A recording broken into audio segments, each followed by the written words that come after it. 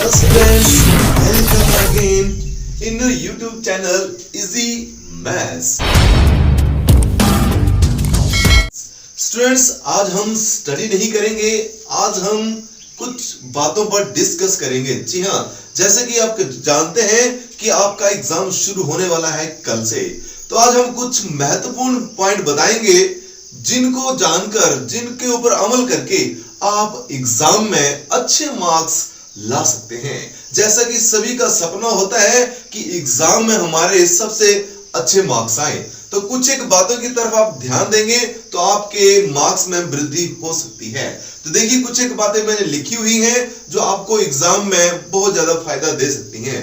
जी हाँ, तो सबसे पहले हम डिस्कस करते हैं कि एग्जामिनेशन हॉल में जाने से पहले, पहला पॉइंट है कि एग्जामिनेशन हॉल में जाने से पहले आप ये सुनिश्चित करें कि आपके पास क्या एडमिट कार्ड है। आप पहले ही घर में उसको, जिस बैग में आपने क्लिपबोर्ड या फिर दूसरा सामान लेके जाना है, उसको उसी में डाल लीजिए ताकि एडमिट कार्ड ना होने की वजह से आपको परेशान ना होना पड़े। दूसरी बात, आपके पास कम से कम 2 पेन होने जरूरी हैं।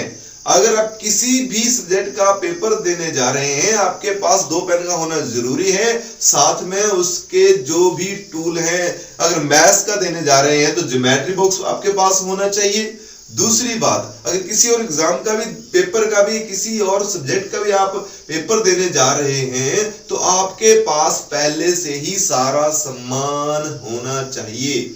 जी हाँ, सारा सामान होगा तभी आपको हड़बड़ाहट नहीं होगी, कभी भी हड़बड़ाहट नहीं होगी। तो सबसे पहले आपके पास 2 पेन। अब पेन भी कैसे लेने हैं, ये नहीं कि बहुत महंगे महंगे पेन ले लिए, ऐसे पेन लेने हैं जिनकी पकड़ जो है, जिनका ग्रिप जो है आपके उंगलियों में सही बैठता हो। वो पेन नया ना लें, पेन कम से कम 2 दिन पुराना या उससे पुराना भी चल सकता है, उसमें इंक का होना जरूरी है और आपका ग्रिप पेन पर बनना जरूरी है। ये नहीं महंगा पेन ले लिया और आपका ग्रिप बनता ही नहीं है, या 10 रुपए का पेन ले लिया आपने, उसका ग्रिप अच्छा बनता है। तो जिस पेन पर आपका ग्रिप अच्छा बनता है, जिसकी पिन अच्छी है, जो स्मूथली लिखता है, पहले उस पेन से लिखकर देखना है ताकि एग्जाम में परेशानी ना हो। ये तो होगी आपके सामान के रिगार्डिंग बात कि आपके पास क्या होना चाहिए। दूसरी बात, ये जब एग्जामिनेशन के लिए जाते हैं तो फ्रेंड्स के साथ बहुत ज्यादा डिस्कस करते हैं, तो इससे क्या होता है कि आपके जो दिमाग में है वो सब कुछ भूल जाता है। जब परीक्षा हॉल में बैठते हैं तो सारा साफ हो जाता है।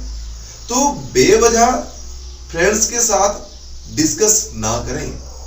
दूसरी बात, जब आप एग्जामिनेशन हॉल में पहुंच गए तो आपने क्या करना है कि आपको पेपर जो है कम से कम 15 मिनट पहले दे दिया जाता है, तो पेपर को पढ़ना है और पढ़ने के बाद ही उसके ऊपर एक्ट करना है। देखिए, सबसे जरूरी बात जो हो जाती है एग्जामिनेशन हॉल में जाने के बाद कि आपका रोल नंबर लिखा जाएगा। अब पेपर जब आपके पास आता है तो आजकल ओएमआर शीट मिल रही है। जी हाँ, ओएमआर शीट पर ही आपका रोल नंबर भरा जाएगा। तो सही ढंग से अपने रोल नंबर का जो अंक होता है, डिजिट होता है, उसको फिल करना है और आई थिंक बॉक्स भी गोले करने पड़ते हैं। तो सही ढंग से पूछकर, अगर आपको नहीं पता चलता है, जिस भी टीचर की ड्यूटी लगी है उससे आप कंसर्न कर लें, पूछ लें, वो आपकी पूरी हेल्प करेगा। आपने केवल एक ही काम करना है कि शांत मन के साथ एकाग्र होकर परीक्षा में बैठना है। और उसके बाद देखिए, आजकल हर एग्जाम में, हर सब्जेक्ट में ऑब्जेक्टिव टाइप क्वेश्चन आ रहे हैं, मल्टी चॉइस क्वेश्चन, विकल्प वाले क्वेश्चन सभी सब्जेक्ट में आपको मिलेंगे। इसका कारण यह है कि आजकल कंपटीशन का जमाना है और कॉम्पिटिटिव एग्जाम में इस प्रकार के क्वेश्चन आते हैं, तो आपको पहले से ही तैयार किया जा रहा है। तो आपने देखिए, विकल्प वाले प्रश्नों का, जो आपके मल्टी चॉइस क्वेश्चन होते हैं, उनका चयन कैसे करना है।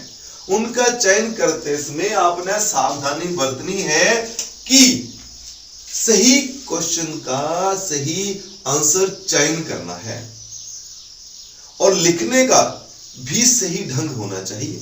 देखिए, मान लीजिए आपके पास है क्वेश्चन 1 और उसका आपने देना आंसर।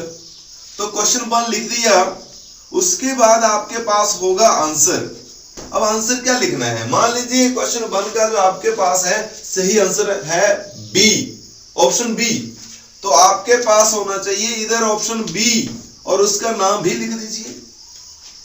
ये हो गया आपका सही आंसर देने का तरीका। अब दूसरी बात, प्रश्नों का क्रम सबसे महत्वपूर्ण बात है कि प्रश्नों का क्रम कैसे लिखना है। देखिए, जो आपको प्रश्न आते हैं उस बेस से आप कर रहे हैं, अपनी मर्जी से क्रम नहीं देना है। जो क्वेश्चन पेपर में क्रम दे रखा है उसी को फॉलो करना है। और सही बात यह कि आपको जो क्वेश्चन आते हैं सबसे पहले उनको लिखना है और उनका आंसर भी सही ढंग से देना है और क्रम वाइज जो पेपर में क्वेश्चन नंबर डाला हुआ है उसको ही लिखना है। मान लीजिए पेपर में क्वेश्चन नंबर डाला है 3 और आपको आता है सही ढंग से क्वेश्चन नंबर पहले 5, तो आपने क्या करना है, जो क्वेश्चन में दे रखा है क्वेश्चन नंबर 5, तो क्वेश्चन नंबर 5 लिखना है। यानी कि अपनी मर्जी से क्वेश्चन नंबर 3 लिख दिया, जो आप सही ढंग आप क्रम में कर रहे हैं, जो आपको आता है। जो आंसर जो क्वेश्चन पेपर में नंबर दे रखा है उसी को आंसर शीट में लिखना है। अब लिखने के तरीके पर फोकस करते हैं। देखिए, ज्यादा शब्दों में प्रश्न के उत्तर ना दें। जिस प्रकार के जितने नंबर हैं वहां पर अगर लिखा हुआ है 50 शब्दों में लिखना है तो 50 शब्दों में लिखना है, उसको 100 शब्दों में लिखने की कोशिश नहीं करनी है। इससे तो आपका टाइम भी बर्बाद होगा और आपको मार्क्स भी पूरे नहीं मिलेंगे।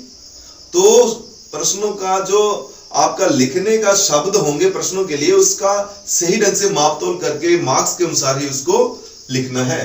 देन नेक्स्ट हमारे पास आता है कि हर शब्द व हर उत्तर के बीच उचित स्पेस जरूर छोड़ें। जी हां, बात यह है कि जब आप प्रश्न लिखते हैं, उत्तर लिखते हैं, तो स्पेस छोड़ना है। ये नहीं इकट्ठा अक्षर के ऊपर अक्षर चढ़ा देने हैं। आपके पास आंसर शीट होती हैं जो भी आपको अवेलेबल हैं, आप उसमें प्रश्नों का उत्तर लिखते समय उचित दूरी बनाएं और जो भी आप लिख रहे हैं साफ साफ स्पष्ट सुंदर लिखना है, क्योंकि आपको मार्क्स जो मिलेंगे जो आंसर शीट में लिखा है उसके अनुसार ही मार्क्स मिलेंगे। तो क्यों ना सही ढंग से लिखा जाए, सही ढंग से लिखेंगे तभी आपको मार्क्स मिलेंगे। और दूसरी बात यह कि लास्ट में पेपर में दिए गए सभी प्रश्नों को अटेम्प्ट जरूर करें।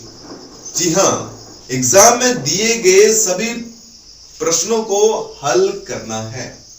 ये बात हो सकती है कि आपको नहीं आता है, ठीक है। अगर कोई क्वेश्चन नहीं आता है तो आप समय के अनुसार, अगर आपके पास समय बचता है, अगर आपको क्वेश्चन नहीं आते हैं तो क्वेश्चन को रीड करिए, 2 बार करिए, 3 बार करिए, 4 बार करिए, कोई ना कोई क्लू जो है क्वेश्चन में ही छिपा होगा। आखिरकार आपने समय, इतना समय स्टडी को दिया है तो उसमें से आप लिख सकते हैं। तो कोशिश करनी है सभी प्रश्नों को अटेम्प्ट करना है। तो देखिए, ये कुछ एक बातें हैं जो मैंने आपको बताई हैं, इनके ऊपर फोकस करना है। एक बार फिर से मैं आपको याद दिला दूं कि एडमिट कार्ड लेकर जरूर जाना है। और मेरी तरफ से, इजी मैथ्स की तरफ से आपको एग्जाम के लिए बेस्ट ऑफ लक।